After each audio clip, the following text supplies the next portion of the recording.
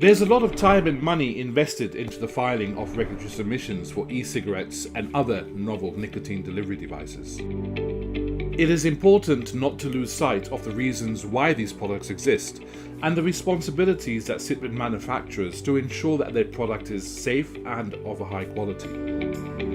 Ultimately, such products are important to help realize a reduction in the morbidity and mortality caused by smoking combustible cigarettes, a concept known as tobacco harm reduction. The first step in putting such products on the market is to ensure that the manufacturing and supply chain are controlled so that every product that is manufactured performs in exactly the same way. This forms an important part of any regulatory dossier, whether it be for submission to the FDA in the US or the MHRA in the UK. Once the product can be proven to be manufactured under controlled conditions, the regulator will look at the entirety of the application to determine if launching the product on the market is safe and will not result in a negative impact on public health. Tobacco harm reduction was first described as an equation back in 2013 by Clive Bates. This conceptual equation shows that in order to achieve a population benefit, a product has to be proven to be reduced risk compared to a cigarette. But equally importantly, the product needs to be acceptable to current adult smokers.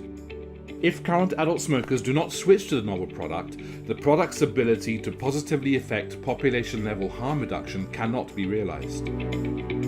We have taken this equation and modified it to take into consideration specific concerns that regulators have, and we've created what we term a modified tobacco harm reduction equation.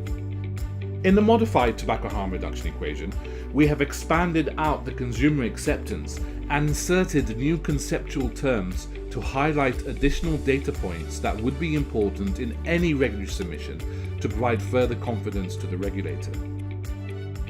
In this form of the equation, consumer acceptance is replaced with the appeal and use of the product amongst intended audiences, that's current adult smokers, minus the appeal and use of the product amongst unintended audiences like never smokers, ex-smokers, youth, etc.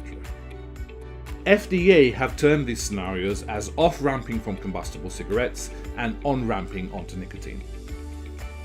What this modified equation shows is that for a given product that has a profile that is reduced risk compared to a combustible cigarette, only if the rate of off-ramping far exceeds the rate of on-ramping can tobacco harm reduction be realized. If it's the other way around, and the rate of on-ramping exceeds the rate of off-ramping, then the creation of new nicotine users negatively impacts population-level tobacco harm reduction. Of course, the ideal scenario is that there are marketing controls in place to ensure that there is no on-ramping with your product at all. It is important that through your application, regulators are confident that your product will positively contribute to tobacco harm reduction, and addressing these aspects in your application will strengthen your opportunities for regulatory success. In essence, a regulatory submission is an opportunity to tell the regulator your story about your product and why it will help accelerate a smoke-free future.